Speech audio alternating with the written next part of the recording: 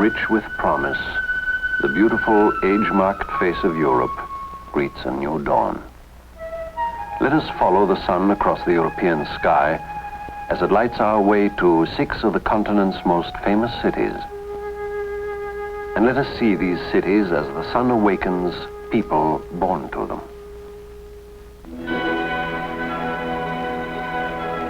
A fisherman and his boy in Lisbon.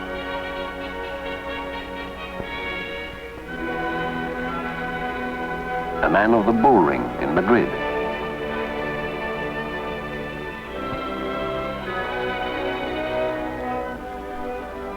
A tourist guide in Rome. A hostess to the Italian splendors of Florence. A water skier on the Riviera. A coachman and his fare in Paris. For in mid-20th century, a day in Europe is but a few hours away, permitting all to share what was once the pleasure of a privileged few.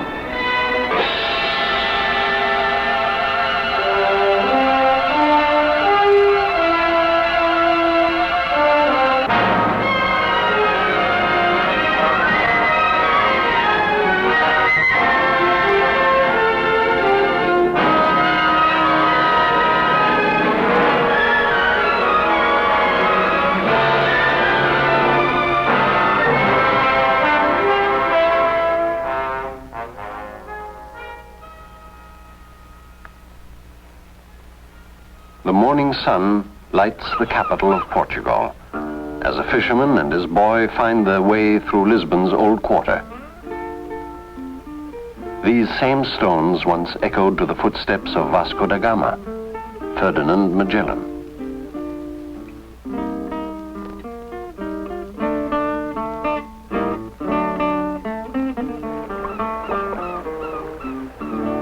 Here along this quay were built the ships that discovered new lands and seas and carried to the whole world the name Portugal.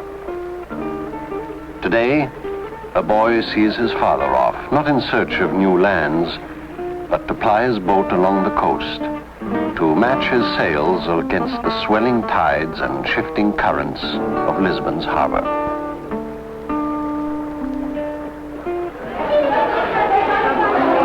To this harbor and to Lisbon's wharves, the ocean-going fleets return each morning and signal the opening of Lisbon's market.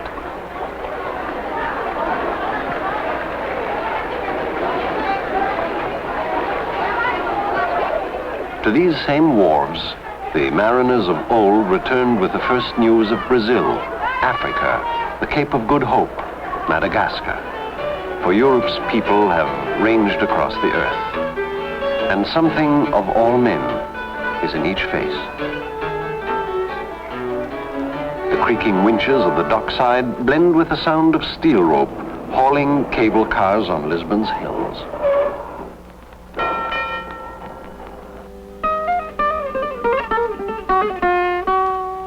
Far below, the bright carpet of the old city.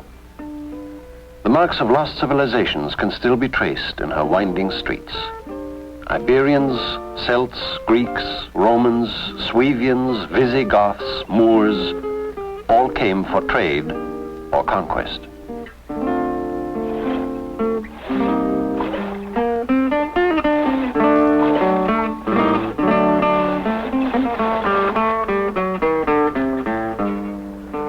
The sails are filled with winds as coastal fishermen follow the evening tide toward Lisbon.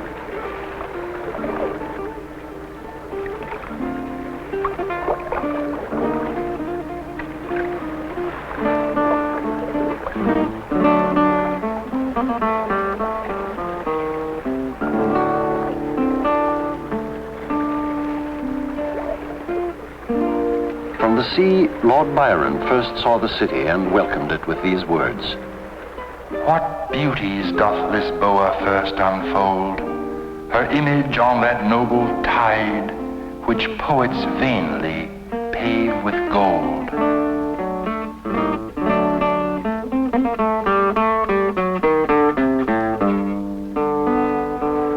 sunset, and a day in Lisbon is done.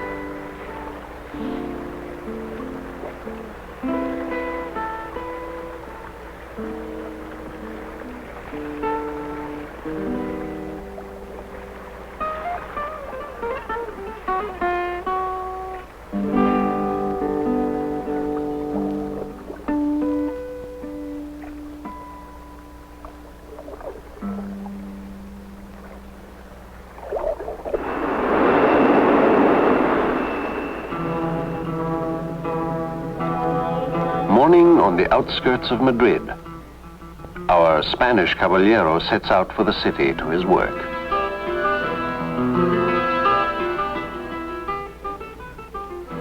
Madrid, capital city, fashioned by the daring of conquistadores who made an empire of half the world.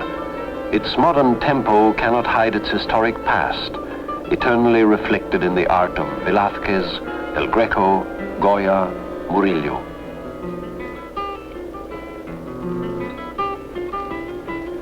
Madrileños say of their city, from Madrid to heaven, and in heaven a view of Madrid.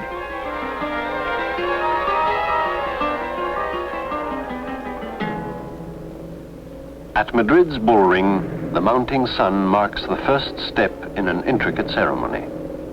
The task, to select creatures that will test the mettle of a man. The fighting bull of Spain is the most cunning and savage animal in the world, bred for one purpose, to be a measure of man's skill and daring. The chosen few will either kill or be killed this afternoon.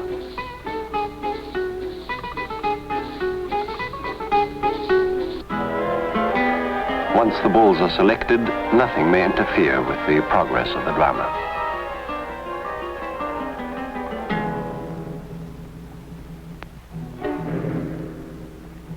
Madrid waits for the long shadows which mark the proper hour.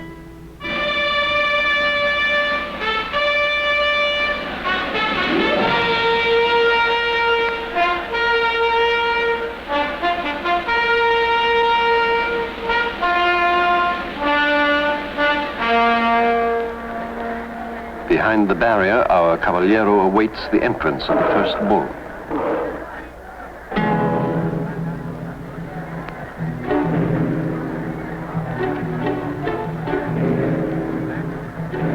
And now begins the drama with the unwritten end, employing a form that has been fixed for more than 2 centuries. Man and beast in a contest for life.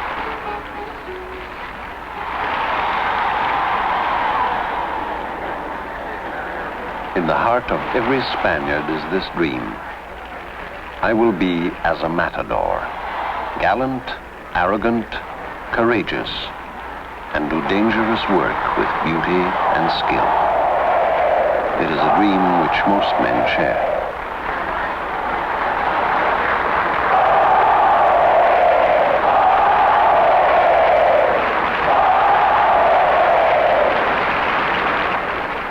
At last, the moment of truth, and suddenly it is done.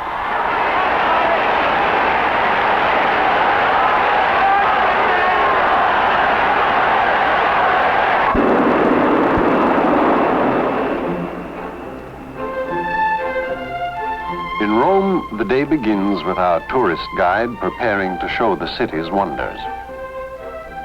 Since legendary Romulus and Remus founded their city on the 7 hills above the Tiber, no place has so attracted visitors as Rome.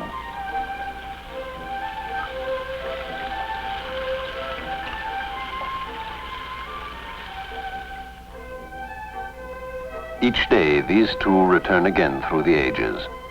She to the splendors of Florence, he to Rome. Thus, the sun in Italy sets in motion twin adventures.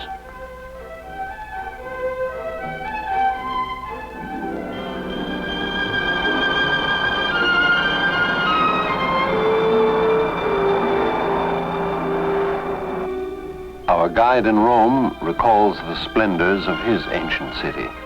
Splendors hailed down through the ages by poets, writers, statesman. Kipling. Rome is above all nations. Browning. Everyone, soon or late, comes round by Rome. Shelley.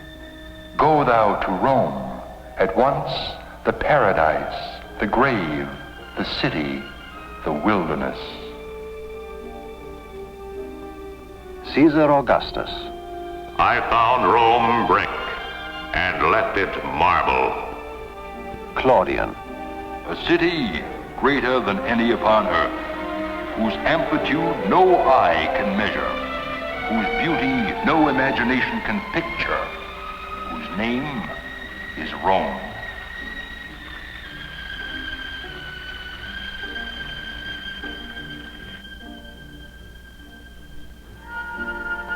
And on the edge of Rome, the smallest sovereign state on earth, whose spirit encompasses the whole world, the Vatican, the holy city.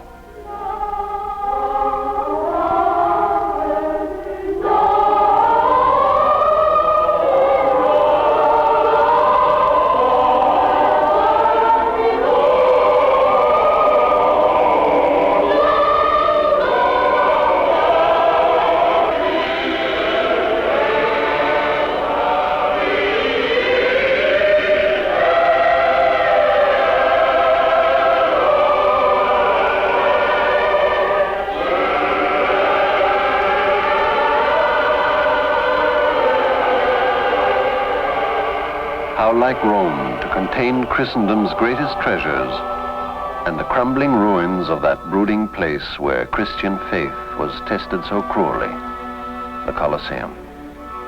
What tales would be told if these stones could speak? For here Christian martyrs were torn by lions as the price of their faith, and 100,000 Romans gathered to watch armies of gladiators die. Thus did the fire of an empire blaze and grow dim. Now only broken remnants of ancient glory are touched by the dying light of evening. This was the Forum, heart and pulse beat of an empire stretched half across the globe. Shelley must have walked here at such a moment as this. I walk forth in the purple and golden light of an Italian evening. The warm winds bring unknown odors, all sweet from the country. Mellow fading light softens the sublime desolation of the scene. The day in Rome spans 20 centuries. Yet if onrushing years would stop, turn back, recall the greatest glory, surely it would be in the 15th.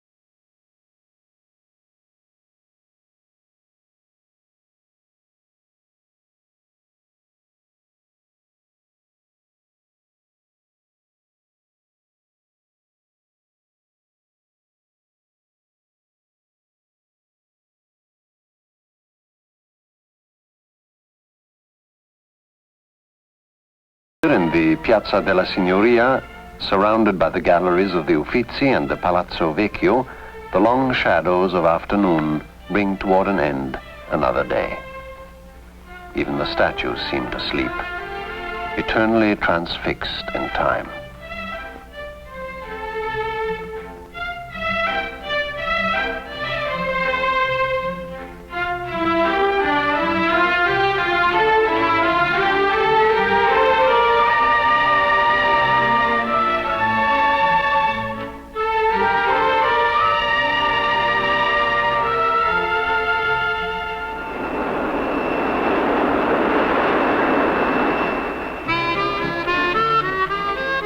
In the south of France, the bright new day begins for a young water ski instructor in a quiet mountain village built centuries ago, stone by stone. The mountains rise above the valleys ripe with mimosa, lemon, palm. These mountains protect against the northern winds and keep ever warm the Mediterranean's azure coast. Each day he travels between two worlds, his small village unchanged for centuries, and far below, the world's playground, the Riviera. Cannes, Nice, Jean-les-Pins, Cap d'Antibes, Cap Ferrat, names that speak of golden skies and water incredibly blue.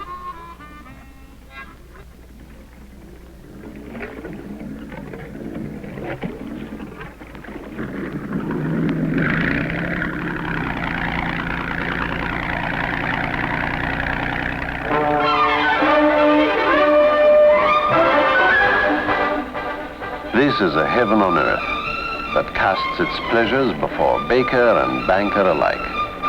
For the Côte d'Azur, once the haunt of royalty, today belongs to all.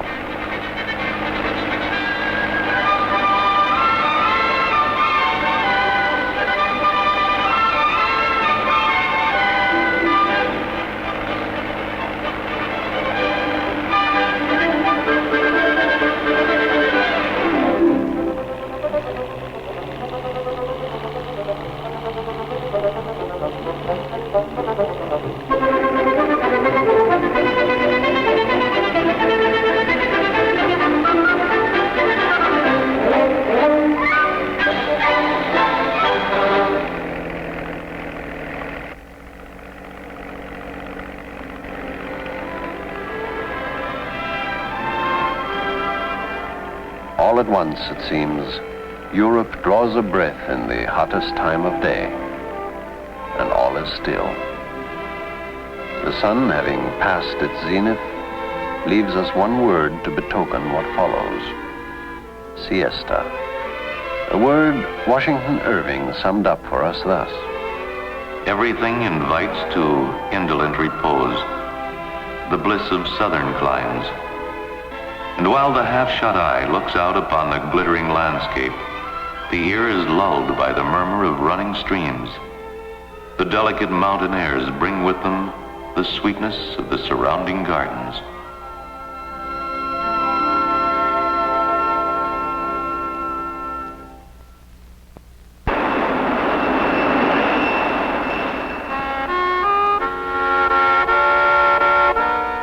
The Paris dawn awakens our coachman to a city that has grown more lovely with passing time. The ancient tapestry of her life has not faded. In 2,000 years, a small village has grown to a great city, preserving the best of each.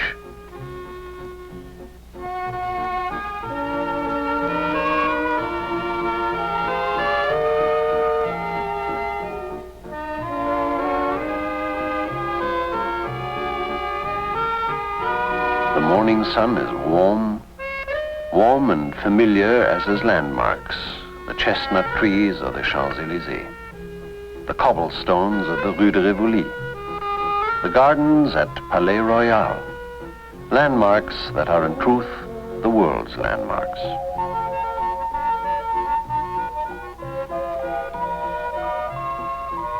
Four times a year, the silken sheen of Paris glitters more brightly in displays of fashion.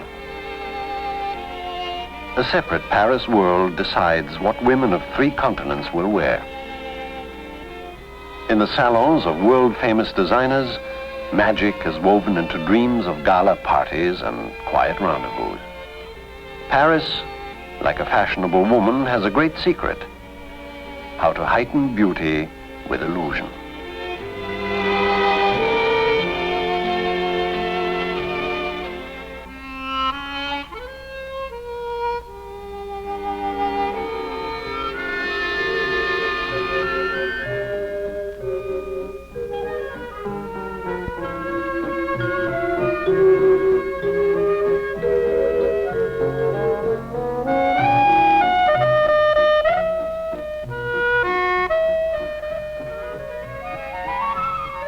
Perhaps it was this blending of beauty and illusion and a Parisian couple such as this that moved Thomas Jefferson to say, I am much pleased with the people of this country. The roughness of the human mind is so thoroughly rubbed off that it seems as if one might glide through a whole life among them without a jostle.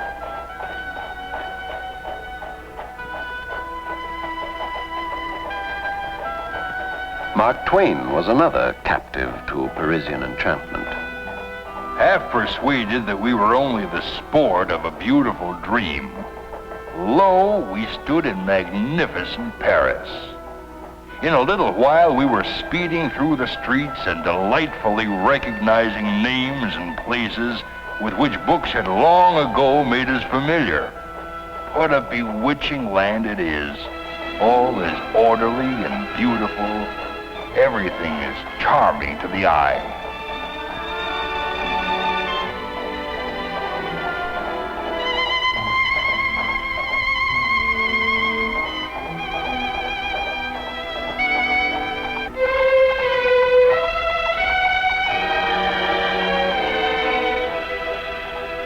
The same magic that captured Mark Twain steals softly each evening through the golden light and touches the Seine. Paris stands poised between day and dark. And at this moment, love and beauty take possession of the city.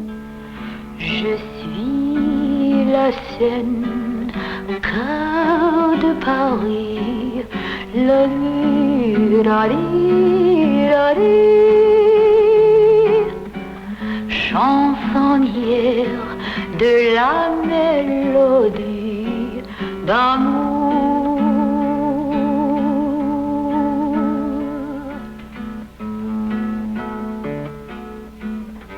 The Seine is the heart of Paris that whispers always the melody of love, a melody which weaves through all the valleys of France and glides to the feet of the lovers of Paris.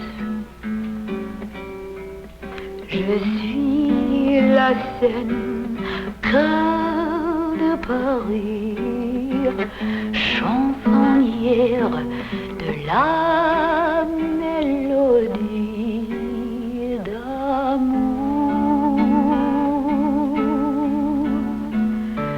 Je chante par bourg, aux maisons gris, j'arrive au pied des amants de Paris. La ri, la ri, la ri, la ra ra ra ra ra ri. In the cities of the Grand Tour, there is a moment of quiet at evening before men gather together to banish darkness with wine and song. The Portuguese cafes fill quickly as fado, songs of bitter fate and love unrequited, float on the evening air. Não trazes a tua capa, mas olha que a noite é fria e tudo bem que estava numa doida corria. O sol não dê tormenta, bailar contente é que desafio. Tira o meu chá e embrulha de neve, porque onde é que noite é festa e o amor frio bem cedo se esquece.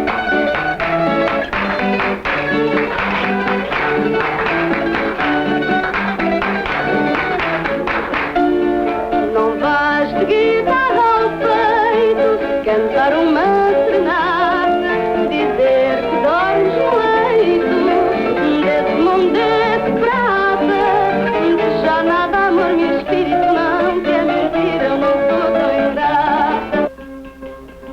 In Madrid, the night echoes with flamenco.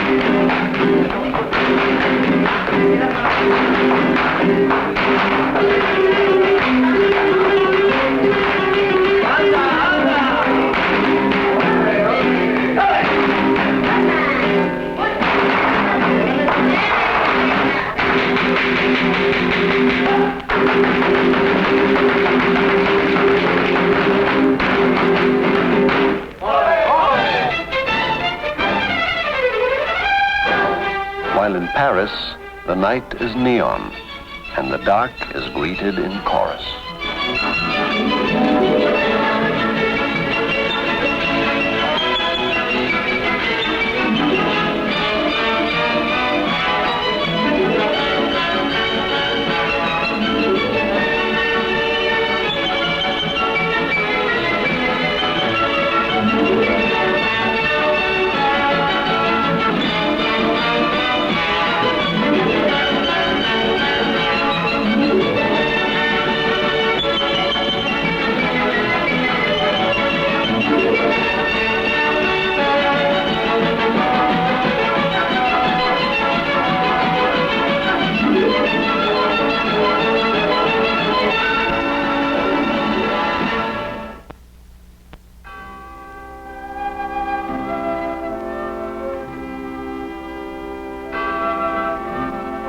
Thus does one day end in a new beginning. The sun, whose course we followed o'er the face of Europe, is poised to touch once more upon a rich and favored continent. A day in Europe is now but a few hours away. Her people, your neighbors, through the magic of jet flight. The cities of Europe's grand tour await you and the new day.